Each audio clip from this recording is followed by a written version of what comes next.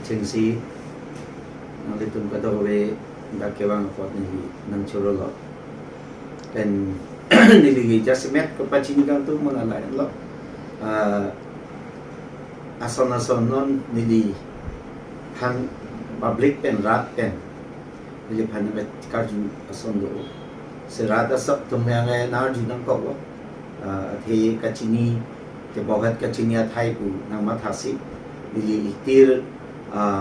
Karbi Language Development Board along Chairman Angkoi Kibong penang kam cerap dulu meneklem dulu bangsa utak penamasi non penangan MIL along jasemet ke la hai long katikuk mate katikuk lepu pesita jak long asap kasik sak do chat la hai nang karju la so bang penangan do la senili chetan lo nili tum arpu ke pacu MSC election ke do si jude lo la pen non bang ke non ma ke ni arpu we la pen non ma ke ma yok kan pitu thela la se non ni ke chengsi ke che thani la pen la ni pena lambang ngadang thanun theki abidi sore mate kosong pia podma puban ni na pachini theki ka do we maju pansitame wa pisitame ni ke claim no na kerap tun po bang ke ne deji athe pena tun la sona ma thatu ani na che thidu sita ning na che te podang ni lo we phanda churo lo sita ni non bang ni ya ko we that aposi ni bang le ne deji se ke chengsi ga han lo no MIL lo bang aja school lo higher secondary la pen college lo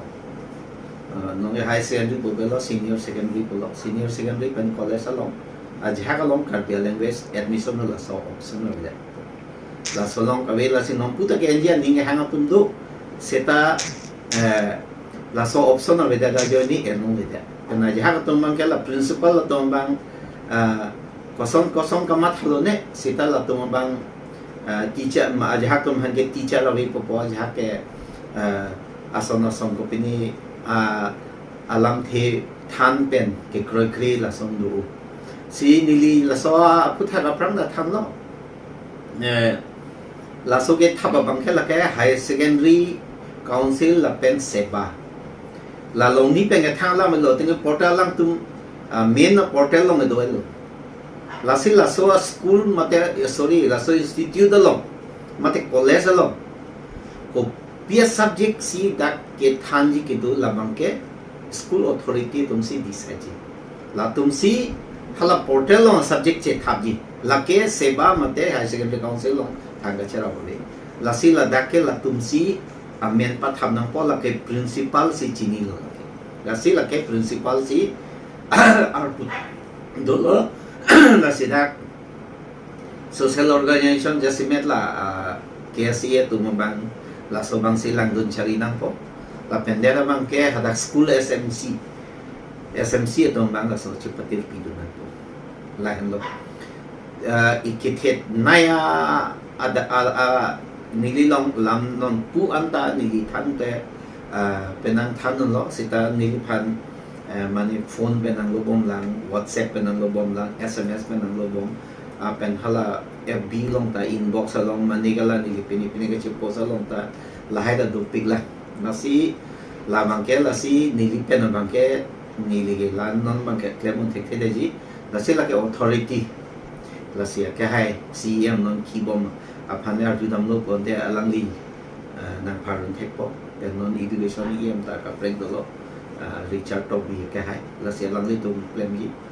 thege non Richard Tobi sita lang li interest school visit ko lo alang li ahok pet solam da chini ta hai po la se non lang li tum matu sita kenang sot pote la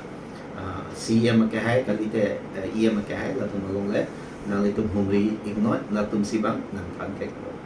la pen sibang la ke kitab abang han lo kitab mang ke la ke available la kitab itu ya nasi la bangke non isilah bangke aprang ke 5, 6, 7, 8 lain deng po trop sin yang kep ka aprang IS office lo sita non ke la ka IS office pen kali lo lagi non ke Karbi Language Development Board pen sipi lo kitab ke pen nili kacinia teng ko lo pen nili kitu hodang sila hai kitab ke available Karbi Language Development Board long dam te chok la sila mang hadak si bang so kitab ke long thai po ki joy pe thik la sonang taxi non atuning sirkep kep pinin kep ang deng lo MIL la pen ing deng crazy MIL long ba la so bang ta kitab ke Karbi Language Development Board long si do et lo la so kitab ta available la sila ke aprang alang li CM masih ke hai masih alang li interest ang chipi dun siya alang li pensi la kitab mangke publish la lo lalo isi bangke la pena ko elective pupu bangke la bangke non pining 22 final long last lo la sila bangke do lang la ta kitab available setelah ke mo next bangke 2023 metric ke to long bangke morning ke to bangke la ke MIL met si ko Karbi elective ke lo la si so bang ta nang lo tu misi clear chini tha dak lo pen ke ong dung atung la teacher alam sigipu la sonon ni la so social media lo public ahong jai pen ni la so medium pen akera pen nang le tum han kam to bi lam the nang pali ta la lo teacher bangke la ke kini council mate Karbi Language Development Board mate council pen si pilap lo lagi la si pen kenon kitipe do anaban labangan non interview pacu interview en lo la so interview long angke pensi non da pipelang ne pine sita la so putata penang to na arju aprang la election aprang interview ke antang do mangso interview pot ki pipe pot ne phanlata karju dum do pik sita la ta council mane na CM ke hai si bang people ke pen hasuhut company son back katikok pini do kok tahe po pipelang la sisita la pipo teacher la non pila po la sila school la long anta lila asin non kawe school long anta do la po la sila admission ge na bang la non ended registration claim de lo pote non ge der chelo wa fisita me non ke bang jilangar ni ansita registration ma claim de lo te jok la ke julo si non ke bang jilang ingdeng krehini bang dola indeng krehini bang la ke nili itip hadak high secondary council long benilun cherai telo haladak border long la si haladak nili phanar punang pek de lo pala ke la si nili tala ke khaya phan ma thapen nili dak border long mate council long mate Karbi Language Development Board long arpu do noi ben noi la bang nili langdam de lo seta la ke hadak pen direct council pen pot kitab bang ke high secondary council pen pot la si halada bang nili indeng 12 bang non kitab morning lo indeng 12 phat la so bang non nili tim pen nili claim bom lo nili tum claim bom lo la si la ke chok lo pon de la bang ke pini lang so pa keng po la si la ta morning pan bang ke ready po la si la hen lo pen non kitab morning pen bang ke